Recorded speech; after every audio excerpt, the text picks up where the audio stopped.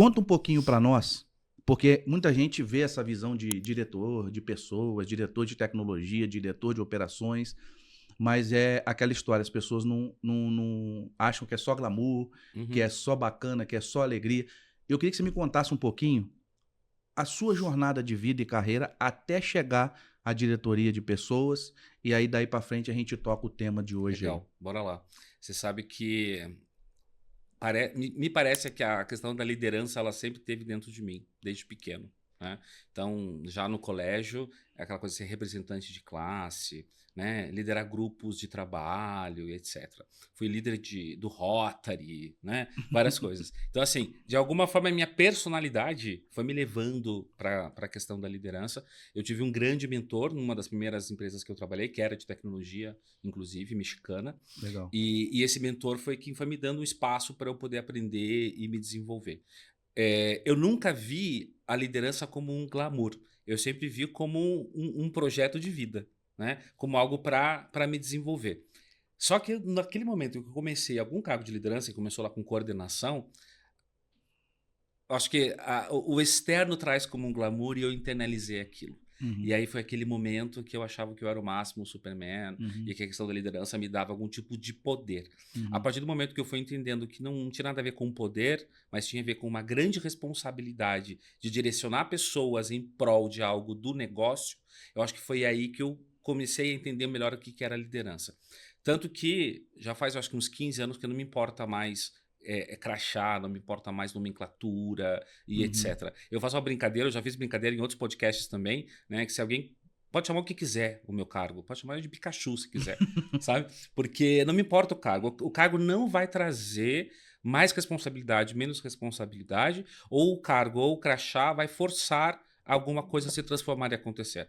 Né? É o meu empenho, é a minha força, é a capacidade de liderar pessoas, né? Comandar pessoas algumas vezes também, é que vai trazer algum tipo de resultado. Então, assim, acho que essa trilha até chegar a uma diretoria, ela foi sim, né? Um pouquinho ali como glamour, depois entendimento, e hoje estou muito confortável, né? Mas se em algum momento eu for trabalhar em alguma outra empresa e que a nomenclatura é outra, ok. O que mais importa, eu acho, que é o espaço que a gente cria. Né? Um espaço que cria para a gente crescer como profissional, se desenvolver, e o espaço que a gente cria de resultado dentro da companhia. Então, essas nomenclaturas já não me importam mais faz bastante tempo. É isso. E um pouquinho da sua carreira, Flori, como é que você veio construindo? Porque isso também é Uhum. muito importante para a nossa audiência, Legal. que a turma pergunta bastante. Pô, Baião, você foi executivo muitos anos, como que é essa jornada para de líder técnico, passar ali para o líder de arquitetura até chegar numa Uhum. visão executiva? Conta um pouquinho da sua história, na sua jornada nesse sentido. Legal. Eu comecei como um business partner, na época nem Legal. existia essa nomenclatura, era um consultor de RH, né? Ou consultor de capital humano. E isso foi me trazendo uma visão de negócio muito bacana, porque eu estava dentro dos clientes, né? Era uma empresa de implantação, né, de sistemas, então eu estava com as equipes, entendendo ali, fazendo um diagnóstico de clima, da relação, impacto, né, do que é o ser humano dentro do cliente, até vir a primeira coordenação, né? E ali tomei gosto pela questão da liderança e eu fui estudar. Então, fui fazer um MBA, fui fazer uma certificação internacional em coaching, tudo para me ajudar teoricamente naquilo que eu já fazia na prática. Né? E isso foi interessante. Né? As pessoas querem muito fazer uma pós, um MBA, algum outro curso, acreditando que o curso vai te dar ali uma chancela, né? Ou vai te dar uma capacidade de mudança para você ser um líder. Na verdade, aquilo vai mais potencializar o que você já faz na prática. Né? Então, assim, não é um selo que vai dizer que agora você é um líder. Então, eu também fui entendendo isso. Então, estudei muito, né? Experimentei muito também e fui criando a minha linha de liderança. Né? E criando a minha linha de liderança, que ela é muito mais aberta, ela é transparente em todos os aspectos, eu fui encontrando empresas que se assemelhavam, como cultura e valores, a esse meu jeito de liderar. Então, a trilha também não vai só do seu desenvolvimento como líder, mas é aonde você se desenvolve como líder. Então, encontrar empresas que tenham valores e crenças parecidas com as minhas, e isso me fortaleceu muito na liderança também.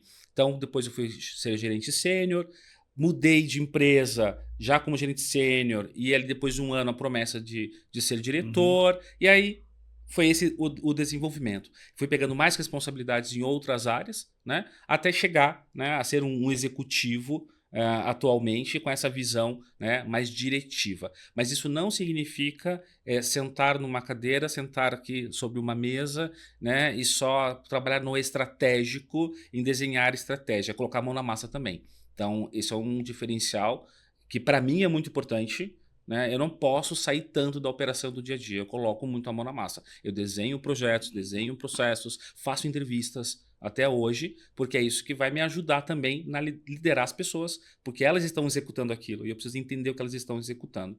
Então, assim, eu acho que foi uma linha muito tradicional de crescimento, mas o que eu mais me peguei foi a isso, o match entre os meus valores e o valor da empresa. Empresas que não tinham esse match não funcionavam, não dava resultado. É isso. E um ponto também muito interessante, né, Fleury, é que normalmente as pessoas veem uma visão executiva como o cara que dá ordem, até pelo próprio nome, né? Liderança executiva, de executor, etc e tal. Mas uma metáfora que eu escutei há pouco tempo aí, que eu achei muito interessante tirando a questão que muitas das vezes é uma valorização salarial, porque a responsabilidade também é muito grande, mas os executivos eles são muito mais síndicos das suas atribuições, né? Então, eles estão ali muito mais para servir do que propriamente serem servidos, né?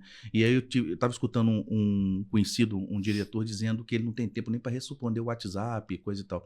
Tem um probleminha aí, né, Fleury? Você que é da área de pessoas.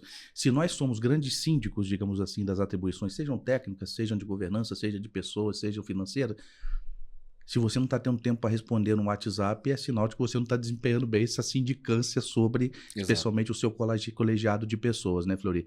Como é que você, aproveitando, não é sobre o tema, mas aproveitando a sua experiência nesse sentido, qual a dica que você dá para esse executivo que meio que não se comunica de uma forma eficiente com a turma que responde diretamente para ele ali, ou que o procura para alguma provocação, dúvida, ou one-to-one, enfim?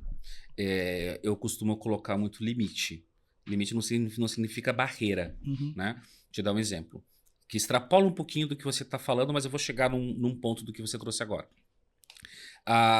Eu coloco minha agenda, então eu tenho uma agenda semanal, uma agenda mensal, etc. Aquelas reuniões que já são fixas e as outras que vão aparecendo, né? Normal do nosso dia a dia. Agora, durante o ano inteiro, eu já deixo fixo todas as semanas, em alguns dias específicos, alguns horários, alguns slots. Eu escrevo ali como ocupado. Né? Então, sei lá, em 3, 4 horários diferentes da semana eu coloco esse ocupado. Para quê? Porque as pessoas vão entrar na minha agenda, vão ver que aquele horário não está disponível e não vão marcar nada naquele horário. Aquele é o meu horário de respiro. Não que eu vou deixar de trabalhar naquele horário, mas é o meu respiro das demandas, das perguntas, né, disso que você falou de ser síndico, né, que toda hora tem que estar respondendo e atendendo as pessoas. Aquele momento é de criatividade, de montar algo novo, de repensar uma estratégia, de analisar número. Então, é aquele momento mais tranquilo que eu sei que eu não vou ser incomodado, digamos assim, né, no sentido de que eu posso colocar foco. Então, isso é uma coisa que eu faço sempre. Outra coisa, eu dou sempre prioridade para minha equipe. Só que eu explico para eles, ó, vocês me chamarem, né, enquanto eu estou em uma reunião ou que eu estou ocupado, etc., a gente vai fazer um combinado. Toda vez que vocês me chamarem é para algo realmente muito urgente. Né? Que eu vou precisar desligar ou deixar de fazer o que eu estou fazendo para poder atender vocês em algo que vai ser urgente. E a gente vai medindo essa questão da urgência com o tempo também, a gente vai aprendendo junto o que é isso. Né? Tanto que hoje em dia alguém me chama se eu tô ocupado, a primeira coisa que eu pergunto, é urgente?